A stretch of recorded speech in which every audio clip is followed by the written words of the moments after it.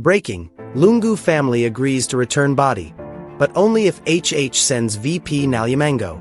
Good day, viewers. Welcome to InspirAfrica Official. Tonight, an unexpected turn in the ongoing standoff over Edgar Lungu's body. After weeks of tension between the former First Family and the Zambian government, new reports suggest a possible breakthrough, but with a twist that no one saw coming. The Lungu family has reportedly agreed to return the late president's body to Zambia, on one condition: that Vice President Mutale Nalumango herself leads the government delegation. What lies behind this demand? Is this a gesture of respect, or a political message meant for President Hakainde Hichilema? And could this mark the beginning of closure, or a new chapter of conflict? In this video, we unpack the details behind this developing story. How the negotiations reached this turning point, what insiders close to the family have revealed, and what this could mean for Zambia's political climate moving forward.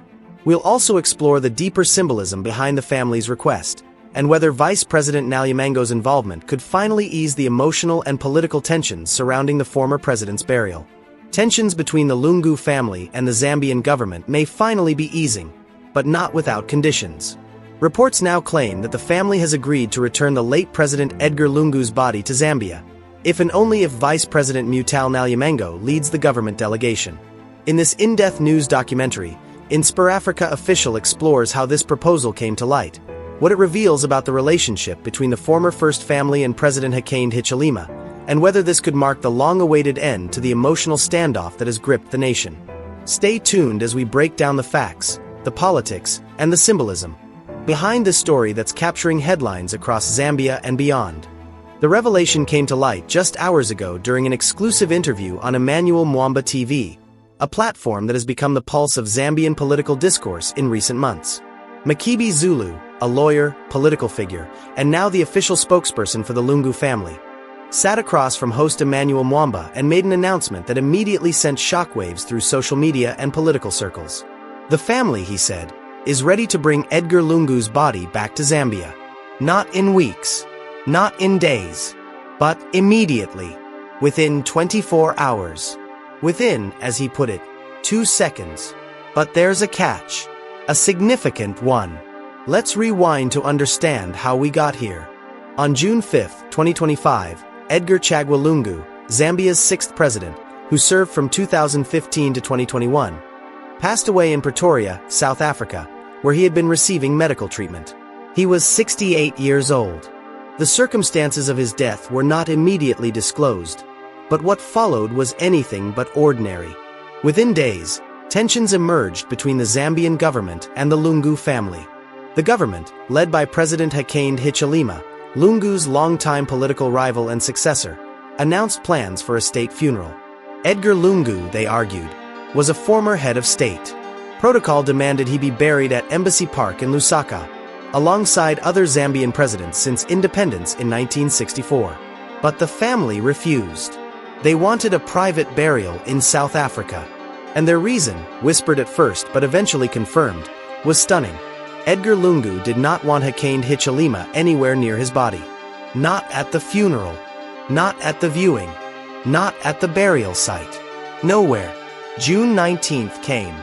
The government unilaterally announced that President Hichilema would be the first person to view Lungu's corpse when public viewings began. The family was not consulted. They were furious. June 24th. Just hours before a private burial ceremony was set to begin in Johannesburg, Zambia's Attorney General, Mulalo Kabesha, filed an urgent application in the Pretoria High Court. He sought an interdict, an injunction, to stop the burial and force the repatriation of Lungu's remains to Zambia. On August 8th, the South African High Court ruled in the government's favor. The judge declared that a former president's personal wishes or the wishes of his family cannot outweigh the right of the state to honor that individual with a state funeral. Lungu's body, the court ordered, should be handed over immediately for burial in Lusaka. But the family has appealed. The body remains in South Africa. A guard has reportedly been stationed at the mortuary to prevent any unauthorized removal. And the standoff has dragged on for 4 months and counting. Until now. Until Makibi Zulu appeared on Emmanuel Mwamba TV and offered the government a way out. Let's hear directly from Makibi Zulu, in his own words, as he laid out the family's position during that explosive interview. Makibi Zulu, if today, last night, the president, Hakainde Hichilema, said, "I will not attend Mr. Lungu's burial. I will hand over to the vice president, and we will give him his full honors and all. Tomorrow we would start off to come to Zambia. It is that simple." Mwamba pressed him. Is it really that simple? After months of legal battles, public accusations, and international embarrassment?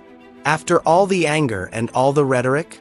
Makibi Zulu, that is why we are saying, let us pray for the government so that reason prevails over self or ego, and the wishes of the family are respected.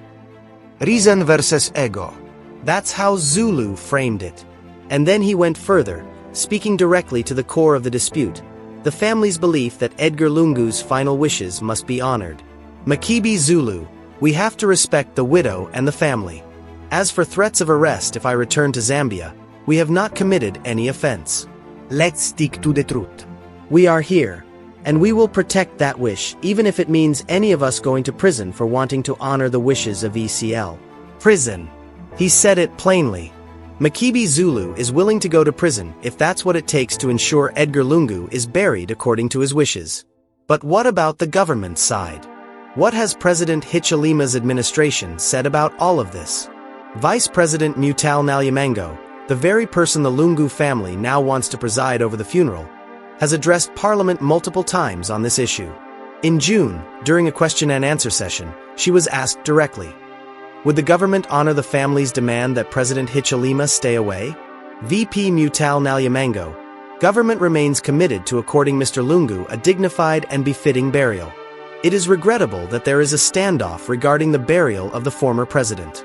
This situation is unfortunate, and this matter should not be used for political gain. She described the entire saga as unfortunate. She called for unity.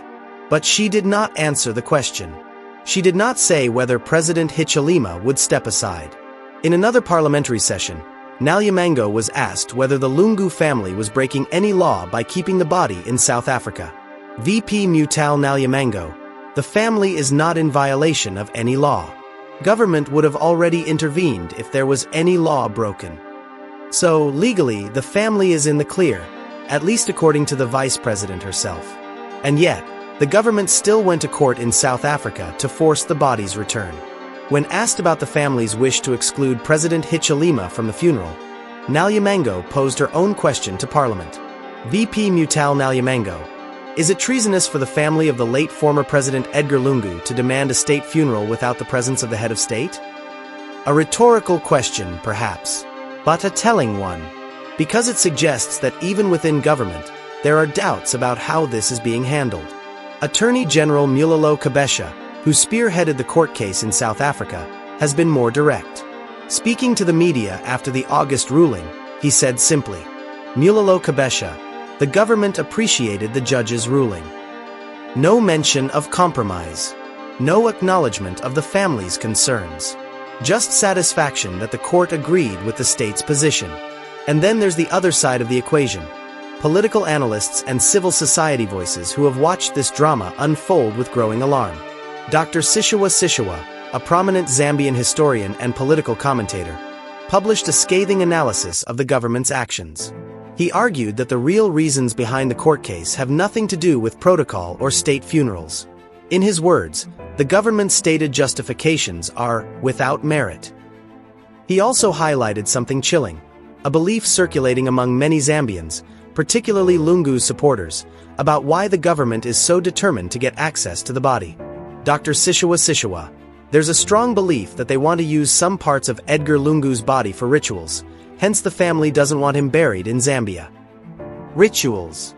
Occult practices. It sounds like conspiracy theory territory, doesn't it? But Sishiwa argues that this belief is not fringe. It's widespread, fueled by the government's own actions. The heavy militarization of the airport when Lungu's body was supposed to arrive. The restrictions on mourners. The unilateral decision that Hichilema would be the first to view the corpse. All of these moves, Sishiwa writes, worsened public suspicion, and gave credence to fears that something sinister was afoot. Whether these fears are justified or not, they are real. and they are driving the family's refusal to bring the body home under the current conditions. So where does that leave us? What does this entire saga tell us about Zambia, about African politics, and about the intersection of tradition, power, and personal animosity? First, let's acknowledge the legal and constitutional question at the heart of this dispute. Do the remains of a former president belong to the family or to the state? The South African court ruled in favor of the state, arguing that the public interest in honoring a former head of state outweighs the private wishes of the family. In Zambia, the government has cited precedent. Specifically, the burial of Kenneth Kaunda, Zambia's first president. When Kaunda died in 2021, his family initially wanted him buried at his residence, next to his wife. But the government insisted he be interred at Embassy Park, the national memorial site for presidents. The family eventually relented. But Edgar Lungu is not Kenneth Kaunda. Kaunda was a liberation hero, a founding father, widely beloved across political lines. Lungu, by contrast, left office under a cloud. His government was accused of corruption, authoritarianism, and economic mismanagement. He lost the 2021 election to Hakainde Hichilema in a landslide. And even after leaving office, his relationship with the current administration remained toxic. In 2022, the government stripped Lungu of his presidential benefits, claiming he had returned to active politics and was therefore disqualified under Zambian law. Lungu challenged that decision in court, but the case remained unresolved at the time of his death. So when he died, Edgar Lungu was no longer receiving the honors and privileges afforded to former presidents. He was, in effect, a private citizen, albeit one who had once held the highest office in the land. That complicates the government's argument. If Lungu was not entitled to presidential benefits in life, why is he entitled to a state funeral in death? And then there is the personal dimension. This is not an abstract legal dispute. This is about two men, Hakainde Hichilema and Edgar Lungu, who despised each other. Hichilema spent years in opposition, losing election after election to Lungu and his predecessor. In 2017, Hichilema was arrested and charged with treason after his motorcade allegedly refused to give way to Lungu's convoy. He spent 4 months in prison before the charges were dropped.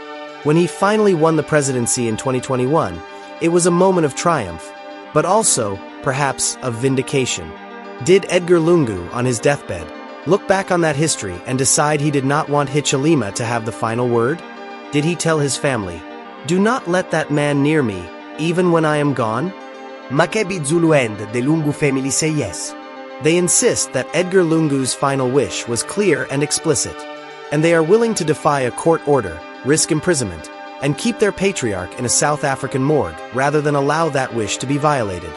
The government, for its part, has not directly addressed whether Lungu made such a request. Instead, officials like Vice President Nalumango have focused on the broader principle. A former president deserves a dignified burial, and personal grievances should not stand in the way. But here's the rub. Dignity is subjective. What the government sees as a dignified state funeral, the family sees as a violation. What the government sees as upholding tradition, the family sees as disrespecting the dead. Public opinion in Zambia is deeply divided. Supporters of the Patriotic Front, Lungu's party, largely back the family. They see the government's actions as petty, vindictive, and disrespectful. Some even believe the darker rumors about ritual motives, though there is no evidence to support such claims. Supporters of Hichilema's United Party for National Development, on the other hand, argue that Lungu cannot dictate terms from beyond the grave. They point out that every Zambian president since independence has been buried at Embassy Park. Thank you so much for watching, viewers. This is a story that continues to evolve, and we will be here to bring you every development as it unfolds. The ball is now in President Hakainde Hichilema's court. Makibi Zulu has made the offer public. The terms are on the table. All the president has to do is announce that he will not attend Edgar Lungu's funeral, that he will delegate Vice President Mutale Nalumango to preside in his place, and the body will be on a plane to Zambia within 24 hours. Will he do it? Can he afford to? Or will pride, protocol, and political calculation keep this deadlock going for another 4 months, or longer? We want to hear from you. What do you think should happen here? Should the government respect the family's wishes, even if it means breaking with tradition?